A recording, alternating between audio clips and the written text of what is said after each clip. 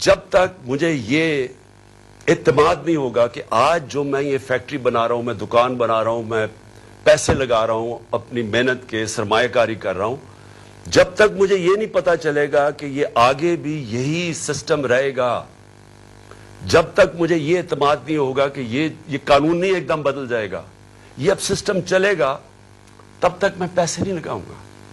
بلکہ وہ یہ چھوڑیں کہ میں ملک میں نہیں لگاؤں گا، باہر سے بھی نہ کوئی پیسے لے کے آئے گا ملک کے اندر سرمایہ کاری کرنے کے لیے، اور اندر سے بھی آپ کے ہمارے جو سرمایہ کار ہے وہ کسی اور ملک میں جا کے پیسے لگائیں گے.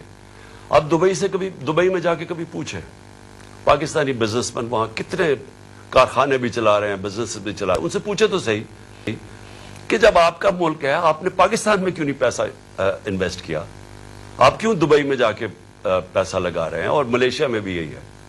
تو وہ سب سے پہلی بات کہیں گے کہ یہاں ہمیں اعتماد ہے ان کے قانون کے اوپر، ہمیں یہاں رول آف لا نظر آتا ہے، اس لیے ہمیں اعتماد ہے کہ جو ہماری انویسٹمنٹ ہے، جو سرمایہ کاری ہے، ان کا قانون اس کی حفاظت کرے گا، اس لیے لوگ انویسٹ کرتے ہیں.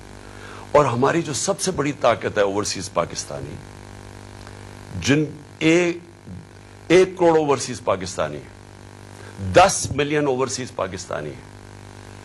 آپ یہ سمجھ جائیں کہ اگر ان میں سے میں پھر سے ایک فگر دیتا ہوں، 20 لاکھ بھی 15 سے 20 لاکھ پاکستان میں سرمایہ کاری کرنی شروع کر دیں تو ہمیں کوئی کسی کے سامنے ہاتھ پھیلانے کی ضرورت نہیں پڑے گی. لیکن وہ کیوں نہیں آتے یہاں؟ کیونکہ ان کو اعتماد ہی نہیں ہمارے انصاف کے نظام میں.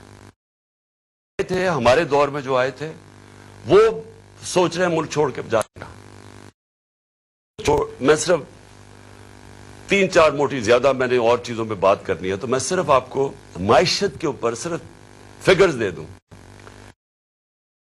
ووٹ آف نو کانفیڈنس ہمارے خلاف سازش کے تحت کیا گیا تو ڈالر پاکستان میں 178 روپے کا تھا.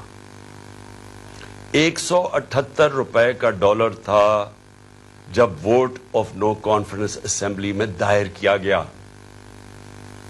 آج ابھی 9 مہینے ہوئے ہیں، آج پاکستان کے اندر ڈالر 100 روپیہ مہنگا ہو چکا ہے. صرف اب 1 ہفتے کے اندر 50 روپیہ ڈالر مہنگا ہوا ہے. ہمارے 3 سال 8 مہینے کے اندر 55 روپیہ ڈالر مہنگا ہوا. یہاں صرف 1 ہفتے کے اندر 50 روپے ڈالر مہنگا ہوا ہے. میں کیوں ڈالر کا آپ کو بتا رہا ہوں کہ اس کے بہت بڑے اب آگے جا کے اس کے اثرات پڑنے لگے ہیں عام لوگوں کے اوپر. آپ جو سن رہے ہیں آپ سب کے اوپر اب اس کے اثرات آنے لگے ہیں کہ یہ آ چکے ہیں. مہنگائی آ چکی ہے. ابھی بھی جو مہنگائی ہے 50 سال میں پاکستان کی تاریخ میں سب سے زیادہ مہنگائی ہے. اس وقت جو عام انسان چیزیں خریدتا ہے، سب سے جو بنیادی چیز ہے وہ آٹا ہے. وہ 60 روپے کلو سے پہنچ گیا ہے 150 روپے پہ. یہ عام آدمی کھاتا ہے. اس کے علاوہ گھی کدھر سے کدھر گیا ہے. اور جو لوگ بجلی استعمال کرتے ہیں، گیس کرتے ہیں، یہ سب مہنگی ہوئی اور مزید اور مہنگی ہونے جا رہی ہیں. جیسے جیسے روپیہ گرے گا، جو چیز ہم باہر سے خریدتے ہیں، جس میں جدھر بھی امپورٹ شامل ہے، وہ سب مہنگی ہوتی جا رہی ہیں اور ہوں گی آگے جا کے. تو اس کے ابھی پورے اثرات آئے نہیں ہیں، آنے والے ہیں. تو یہ کیسے کون سی قیامت آئی تھی کہ پاکستان کے اندر اس طرح کی معیشت ڈوبنے کے اوپر کھڑی ہے؟ کیا ہوا ہے؟ تیل کا ہی کہتے ہیں نا. اثر ہم تیل امپورٹ کرتے ہیں. تیل جب مہنگا ہوتا ہے، بجلی مہنگی، اس کا سارا اثر پڑ جاتا ہے ٹرانسپورٹ پہ، ہر چیز پہ. اور جب وہ ہر انسان کو افیکٹ کرتی ہے. تو تیل پھر سے میں بتا دوں کہ ہمارے دور میں 110 سے 115 ڈالر بیرل پہ گیا تھا. آج پہلے کوئی 75 ڈالر پہ چلا گیا تھا، نیچے گر کے اب کوئی 85 ڈالر کے اوپر تیل ہے بیرل. تو کس وجہ سے یہ ایک دم یہ جو طوفان آ گیا مہنگائی کا، اور ہر چیز مہنگی اور روپے پہ پریشر. آج پاکستان کے ریزروز ادھر پہنچ گئے ہیں جدھر ہم نے جب ایٹمی دھماکہ کیا تھا تو اس سے بھی نیچے پہنچ گئے. تو جو ریزروز، اگر آپ اس کا مطلب یہ کہ جب آپ کے ریزروز گرتے ہیں تو روپے پہ پریشر پڑنا ہے، اور جب ریزروز گرتے ہیں اس سے بھی خوفناک چیز جو ہم سب کو، ہم سارے پاکستانیوں کو تشویش ہوگی سن کے کہ ہماری سیکیورٹی پہ اس کا افیکٹ جاتا ہے. ہندوستان کے ریزروز کچھ پتہ نہیں 550 ارب ہے، 550 ارب ڈالر ہیں. ہمارے $3 ارب سے بھی نیچے گر گئے. تو کہاں 550 ارب ڈالر اور کہاں $3 سے نیچے گرنے کا. صرف آپ کو اگر کبھی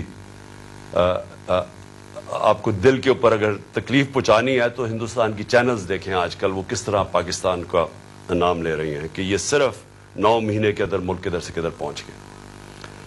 اب میں جو یہ امپورٹڈ گورنمنٹ کے imported finance minister Ishaq Dar, پہلے تو انہوں نے بڑی بڑکیں ماری کہ 200 سے میں نیچے ڈالر کروں گا.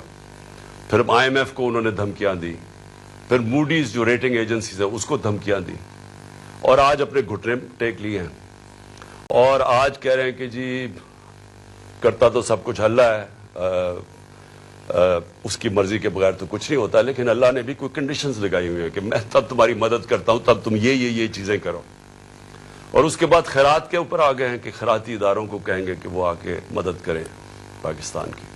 اس کا مطلب کوئی روڈ میپ، کوئی سلوشن نہیں ہے، کوئی آگے راستہ نہیں ہے. ان کو کوئی پتہ نہیں ہے کہ اب یہاں سے آگے جانا کیسے. اور میں آپ کو پیشن گوئی کرتا ہوں کہ یہ اور یہ جو امپورٹڈ سارے لوگ مسلط کیے گئے یہ بھاگنے کی بھی تیاری کر رہے ہوں گے. ان کا سٹیٹ پاکستان میں نہیں ہے. اسحاق ڈار کے اور ان کے بچوں کی ذرا پراپرٹیز دیکھیں اور ان کے پیسے باہر کتنے پڑے. ان کا جو ماسٹر ہے نواز شریف، اس کی ذرا رہن سہن لندن میں دیکھیں کتنا ہے. آصف زرداری کی کتنی پراپرٹیز باہر پڑی ہوئی ہیں، یہ سب کو پتا ہے، ہماری ایجنسیز کو پتا ہے. جو آج لوگ ان کی مدد کر رہے ہیں، جو ہینڈلرز پیچھے سے بیٹھ کے، ان سب کو پتا ہے کہ ان کی پراپرٹیز کتنی باہر پڑی ہیں، کتنا پیسہ اس ملک کا چوری کر کے گئے. تو آج یہ کہہ رہے ہیں کہ خیرات پہ پاکستان، یعنی کہ بیرون ملک لوگ پیسہ خیرات کے اوپر پاکستان دے اور اپنا پیسہ باہر رکھا ہوا ہے. کون ان کو پیسہ دے گا؟ تو اس کا مطلب ان کے پاس کوئی روڈ میپ نہیں ہے. تو پہلے تو اکنامکلی آج میں نے بتانا تھا کہ آج ہم کدھر کھڑے ہیں. اس کے بعد دوسری چیز آ جائے جو میں نے شروع کی تھی بات، انصاف اور رول آف لا کی. جو آج ہمارے بنیادی حقوق، فنڈامنٹل رائٹس، جس طرح ان کو مسترد کیا گیا، جس طرح ان کی وائلیشن کی گئی اس جب سے یہ امپورٹڈ حکومت ہمارے اوپر بیٹھی ہے. میں پھر سے ریپیٹ کرتا ہوں، جنرل مشرف اپوزیشن میں تھا، مجھے جیل میں ڈالا گیا، لیکن میں آپ کو یقین دلاتا ہوں کہ اس طرح کا کبھی ہم نے ایسا ظلم نہیں دیکھا جو انہوں نے کیا. میں صرف نام لکھے ہوئے ہیں کہ جو انہوں نے ہمارے ساتھ کیا. ڈاکٹر شہباز گل، ایک یونیورسٹی پروفیسر، باہر امریکہ کی یونیورسٹی میں پڑھانے والا، اپنا سب کچھ یعنی بڑی سیلری چھوڑ کے آتا ہے پاکستان. اس کو ننگا کر کے جو تشدد کیا گیا، الٹا لٹکایا گیا، یعنی اس نے جرم کیا کیا تھا؟ کوئی ہمیں بتائے جرم کیا کیا تھا اس نے؟ اور مجھے افسوس سے کہنا پڑتا ہے کہ ہمارے انصاف کے نظام نے اس کے فنڈامنٹل رائٹس کی حفاظت نہیں کی. اس کے اوپر مزید اور کیسز کر دیے گئے.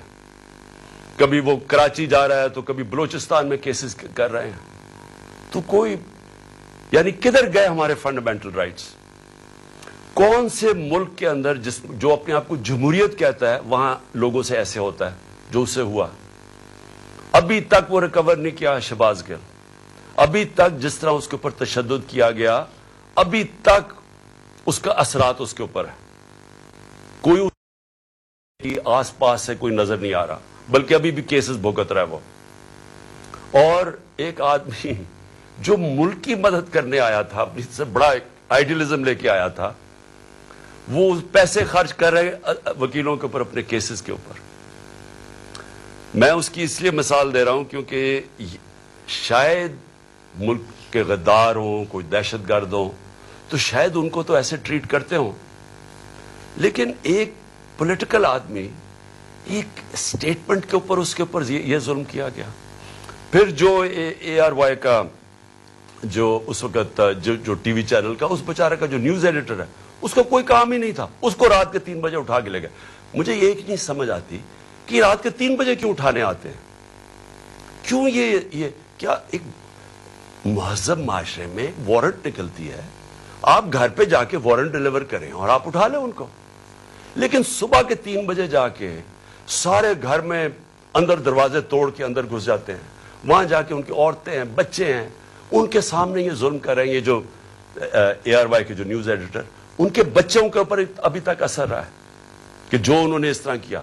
25 مئی کو جو انہوں نے ہمارے ساتھ کیا, 25 مئی کو لوگوں کے گھروں میں گھسے, 3 بجے تک رات کے لوگوں کے گھروں میں گئے, وہاں اسی طرح دروازے توڑ کے گئے. ایک جو میجر صاحب تھے, ان کے گھر میں جب دروازہ توڑ کے گئے تو انہوں نے گولی چلائی. کسی کو کیا پتا کہ ڈاکو آ گیا, کون آ گیا رات کو, تو وہ بیچارہ سپاہی بیچارہ ایسے مارا گیا بیچ میں.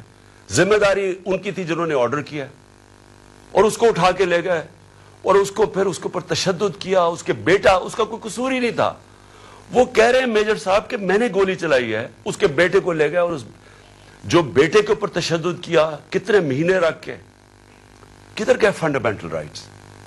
اور اس کے بعد اعظم سواتی سینیٹر, باہر پیسے اس نے جا کے پیٹرول پمپ کے اوپر امریکہ میں کام جھاڑو دے کے اپنی بزنس بنائی, پیسہ بنایا, اور وہی آئیڈیلزم لے کے وہ پیسہ سب اپنا پاکستان بھی لے, پاکستان بھی آ گئے, سینیٹر بن گئے.